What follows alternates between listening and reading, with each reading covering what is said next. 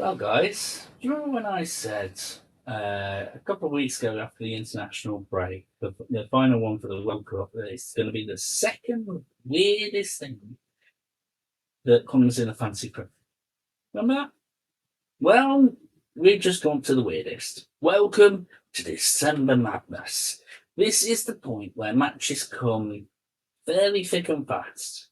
We get a taste of it at the end of the month, which is going to be really nuts, but we're getting it at the start of the month as well. And means we've got to be absolutely on it for the Fantasy Premier League. So let's get straight on into it with our review of Game Week 13 and our preview of Game Week 14. We started off with a Brentford win over Burnley.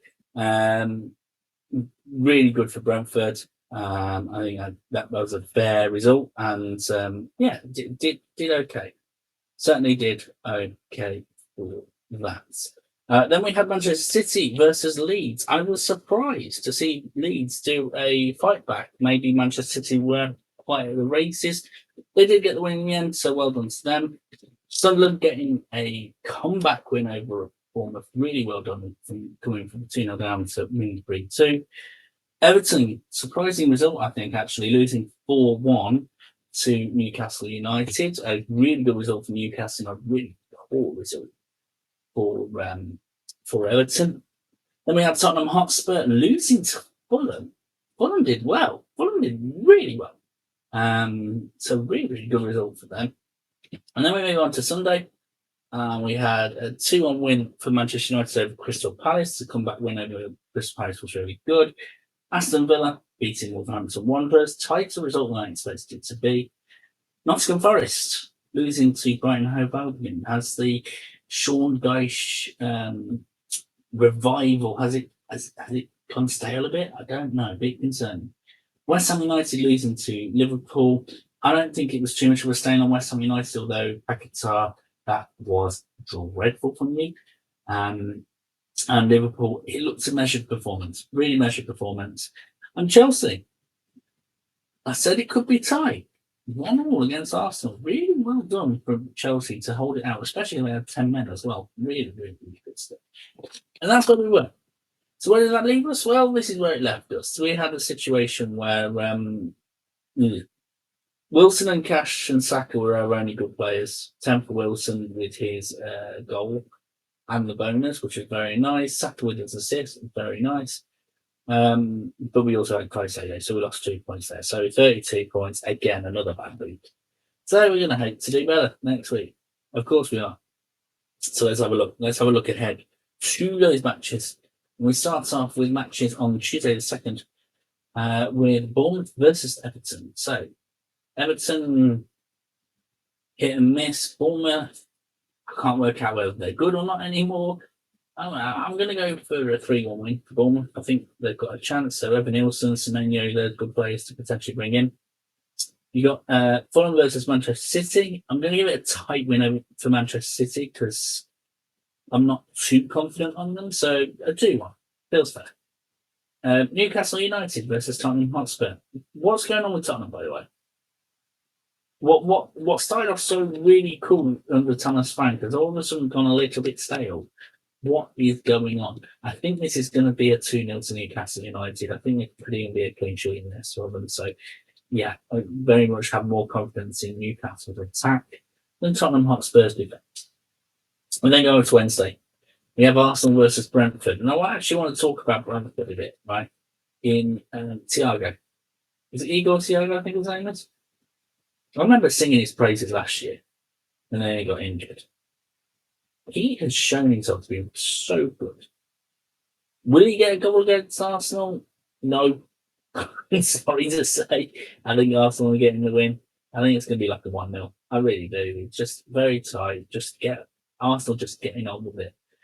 They need to get a win just to make sure that people still have the confidence in them. Brighton Hove Albion versus Aston Villa, the two winners of the Sunday matches that just came, and they are playing against each other. I've got more confidence in Brighton than having Villa. And I think it'll be tight. I think it'll be like a 1-0, 2-1. But Brighton Hove Albion feel like they're Crystal Palace versus Burnley. Burnley being normally really good defensively. Crystal Palace fairly organised, so I think this could be tight. I'm going 1-0 Crystal Palace, I think. I think that's fair to say. Wolverhampton Wanderers versus Nottingham Forest.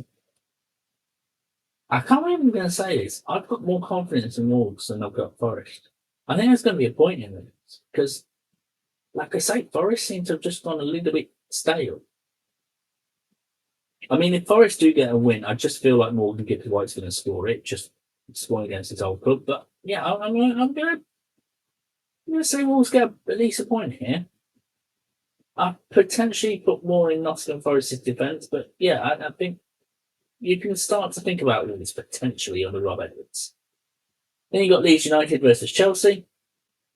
Leeds did well against Manchester City, but I think they're going to come on stuck here. I think Chelsea will get a win. 1-0. Something cheeky for João Pedro or someone like that. Liverpool versus Sunderland.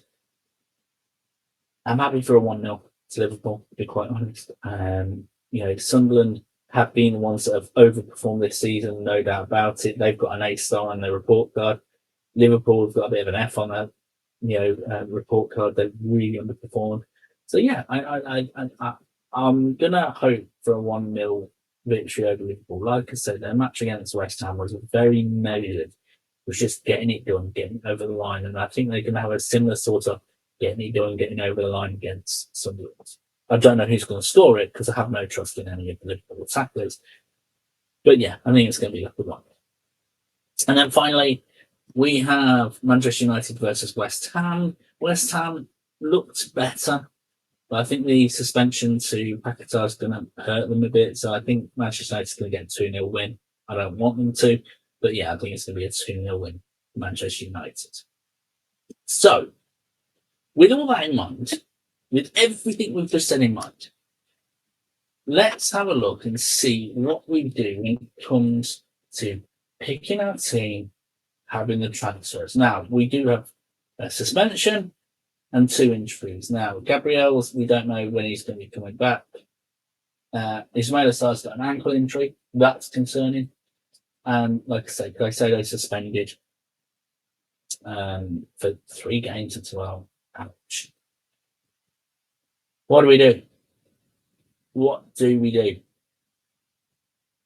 In short, I don't know. I mean, the first thing is I need to switch the players to see what we come up with here. So I think here's the thing: we got Caicedo, Gabriel, and Sarr. With Sarr's ankle injury, I think he could come back in a couple of matches, and that'll be quicker than Caicedo. I don't know when Gabriel's coming back, and maybe we need to sort of cash in, let's say. So let me just save that for now. And then we will get our transfers looked into. So Gabriel 6.3 million, Caicedo 5.9, which made us 6.6. What are we looking at in terms of next matches? Brentford, Villa, Wolves, Leeds, Bournemouth, Everton. And then it's Newcastle. But I think Chelsea will have some difficult fixtures, so maybe we use this to start taking out Chelsea players. So we're going to take out Caicedo for definite. So we need to look at our midfielders. Let's have a look at midfielders. We've got 6.1 million to spend, so we can't get some lights of them, yeah?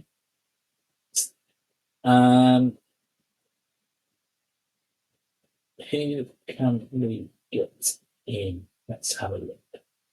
Granit Xhaka, again, performing well. Maybe could consider him in a few weeks' time, but not quite yet. I think it's going to be a bit of a messy situation for him. Brentford could be a chance next week, but I don't think just yet. And Nottingham Forest could be a shout, actually, Nottingham Forest. Risky shout, but a shout nonetheless. I think it's happening how Bournemouth. Ooh, Chelsea, Man United, Burnley, Brentford. I might look into a Bournemouth player. How has Tavernier done over the past few weeks? 11, 2, 2, 7, 1. Ouch, not quite as good as I thought it was going to be. And Aston Villa.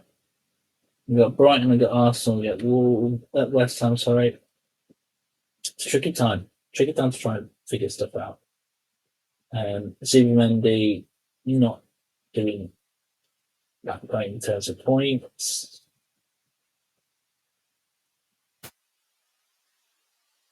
Maybe we look at another Liverpool player.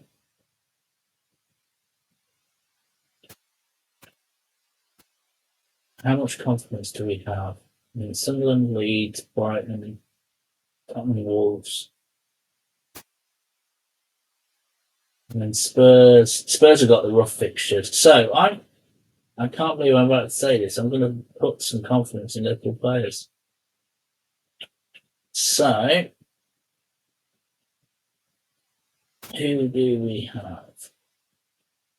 Who else could be? Yeah, because Gibbs White is actually injured. So. Or we do Man City.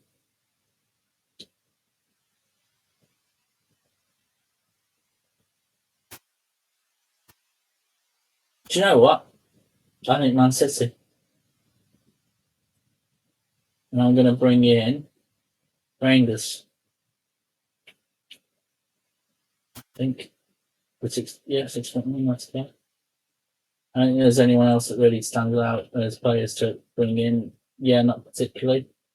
So yeah, we're going to bring in Rangers.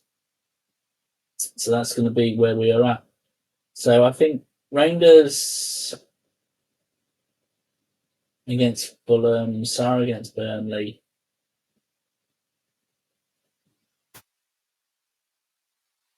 The question is, Beats was looking a little bit better. So who do we have in there? I have more confidence in Rangers against Fulham than Wilson against City. So yeah, I think we're going to have it like that. I think that's a fair shout. That's what we're going to do. I think on the whole, that's not too bad. Jarboe didn't look too bad against Liverpool, so I think he could have a shout. So that's going to be the team we do.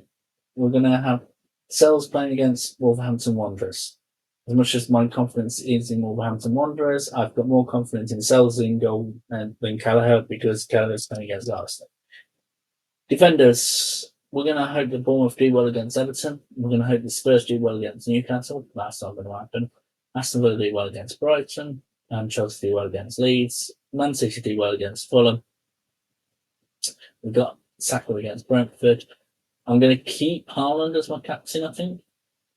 And yeah, Isidore, fancy a cheeky goal there and there. Man United, back to Bowen. And Snyder is there, but Wirtz will be there to cover.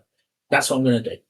Now, there are some dodgy decisions for definite, but we're just making do with what we've got. So yeah, I'd love to know your thoughts on what we should do, what we shouldn't do, whether we should start considering a wild card.